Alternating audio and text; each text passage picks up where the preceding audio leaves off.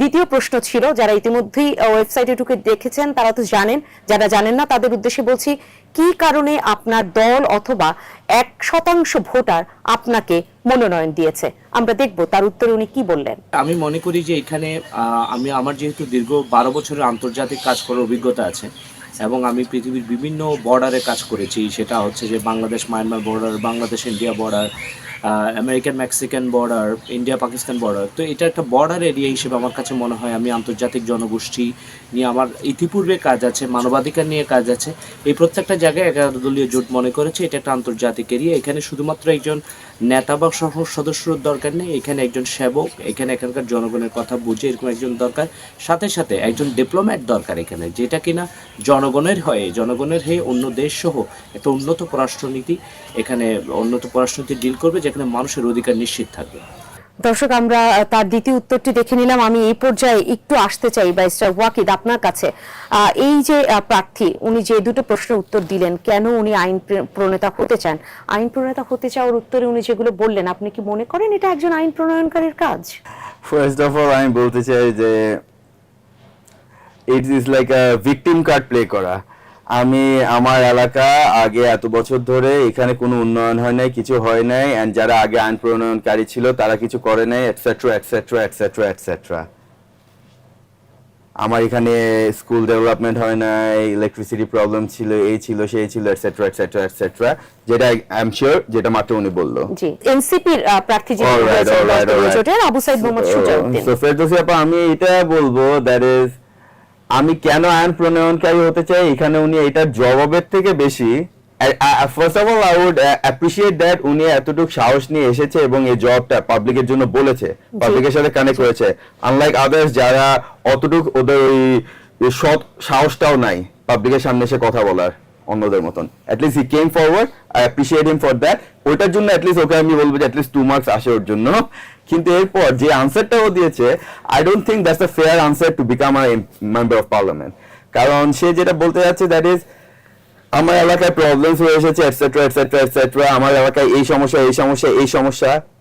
We all know আমাদের দেশে সমস্যা আছে, উই অল নো যে আমাদের দেশে বান্দরবন এলাকা ওইসব এলাকাগুলোতে অনেক রকম প্রবলেমস আছে। বাট তোমার প্ল্যানস কি, ওখানে কি করবা তুমি মেম্বার অফ পার্লামেন্ট হয়ে? তুমি কেমনে করে প্ল্যানগুলো এক্সিকিউট করবা? কিন্তু যে কাজগুলো উনি উল্লেখ করেছেন, how are you going to execute it? সংস্থা রয়েছে, রাষ্ট্রীয় সংস্থা করতে পারে। Those are not the work of the member of parliament. Exactly. তুমি যেটা করতে পারো সেটা হচ্ছে যে এটাকে কানেক্ট করে দিতে পারো, যে আমি এই এনজিওর সাথে কানেক্ট করে দিব, যে আমি এনজিওদেরকে প্রপোজালস দিব, ইনভিটেশনস দিব to come to my constituency, আপনারা এখানে এসে স্কুলস ডেভেলপ করেন, আপনারা উদ্যোগগুলো নেন। কিন্তু এই কাজগুলো তো তার না, first of all, and second of all, even if he wants to do this things, সে যদি এগুলো করতেও চায় তাহলে সে যেগুলো করবে, এগুলো করার কি তার কোনো রোড ম্যাপ আছে, কোনো প্ল্যান আছে? আমি জাস্ট মুখে আমি এটা বলতেছি। কিন্তু এগুলোর মধ্যে অনেকগুলোই রয়েছে যেগুলো স্থানীয় সরকার নির্বাচন হবে এবং সেখানে যারা আসলে মেয়র হবে, বিভিন্ন জায়গায় চেয়ারম্যান হবে, তাদের কাজ।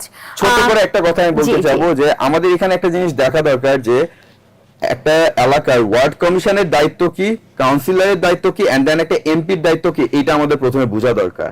আমাদের এখানে এমপি যারাই আসতেছে তারা এসে অনেক অনেক রকম প্রমিসেস ক্রিয়েট করতেছে, উইচ দে নেভার এক্সিকিউট। এটা আজ পর্যন্ত কোনোদিন করা হয় নাই। কিন্তু প্রথমত ওইটা তাদের দায়িত্বের মধ্যে পড়ে না কিনা সেটা হচ্ছে কোয়েশ্চেন।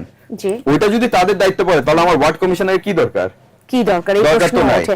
আর তাছাড়া যে জবটা দিচ্ছি আমি, এই জবের মধ্যে আমি এমন কোনো কনক্রিট আনসার দিচ্ছি না যেখানে আমি বলছি দ্যাট আমি এলাকার এমপি হওয়ার পর এলাকায় এই উন্নয়ন করব বা আমার জনগণের জন্য এই উন্নয়ন করব, আর উন্নয়নের আমার কাছে ওই প্ল্যানটা আছে, প্ল্যানটা আমি কেমনে এক্সিকিউট করব, আমার এক্সিকিউশন প্ল্যান থাকতে হবে।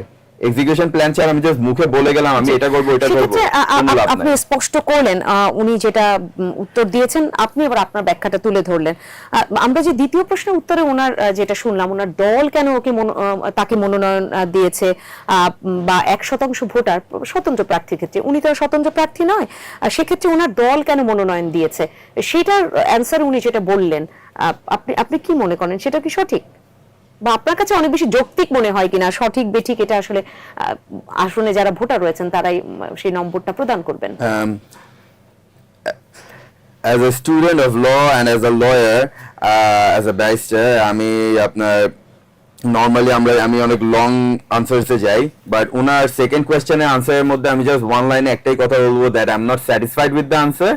আনসারটা কোনো দিক দিয়ে আমার কাছে যৌক্তিক লাগে নাই, and সেটার জন্য ওয়ান লাইনারে যদি একটা কথা বলি, দ্যাট ইজ আমি 12 বছর ধরে অনেক কাজ করে এসেছি এটসেট্রা এটসেট্রা এটসেট্রা, কিন্তু আমি 12 বছর ধরে কি করছি, 12 বছর আমি কি করছি, আমি 12 বছর ধরে কি করছি, এগুলো আমি লাইন বাই লাইন আমি এগুলো আমি বুঝাই বলি পাবলিকের সাথে কানেক্ট করে আমি বুঝাইতে পারছি আমি কি করছি, তাহলে আর বোধহয়- যা করেছি ওগুলা কি পাবলিকের কোনো রকম বেনিফিট আপনি বোধহয় হয়েছে? পরিষ্কার করেছেন যে আসলে আপনি সন্তুষ্ট হতে পারেননি। না আমি না, নট অনলি আমি তৃণমূল- বলবো যে আপনি যদি ওনার এলাকারই বান্দরবনের, জি। আপনি যদি বান্দরবনের 10 জন শিক্ষিত নাগরিককে ওখানে দাঁড়া করান, 10 জন শিক্ষিত নাগরিকও নয়, ইভেন চা বিক্রেতা যারা চায়ের দোকান চালাচ্ছে চা বিক্রেতাকেও দাঁড়া করান, তারাও তো এই প্রশ্নের জবাবটা বুঝবে না।